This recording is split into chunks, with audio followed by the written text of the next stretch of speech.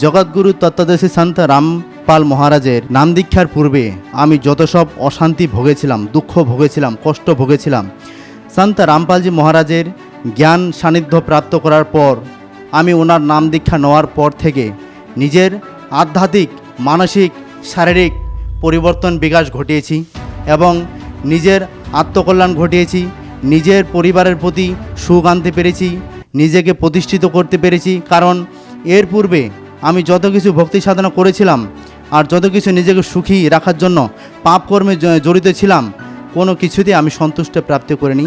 সন্ত রামপালজি মহারাজ যে আমাদের সুপথ দেখিয়েছে, যে আমাদের সঠিক পথ দেখিয়েছে শাস্ত্রসম্মত এবং নিয়ম অনুযায়ী, সেসব পালনের ফলে আমার মনের পরিবর্তন ঘটেছে, মনের মধ্যে শান্তি প্রাপ্তি হয়েছে। শরীরে যেসব আমার বাধা বিপত্তি থাকতো সেসব আমার বাধা কেটেছে। আমার মায়ের উপর বিভিন্ন প্রকার দেবী দেবতার অশুভ শক্তি এসে ভর করত, ওনাকে বিভিন্ন প্রকারভাবে মতিভ্রম করত, সংসারে অশান্তি লাগিয়ে দিত।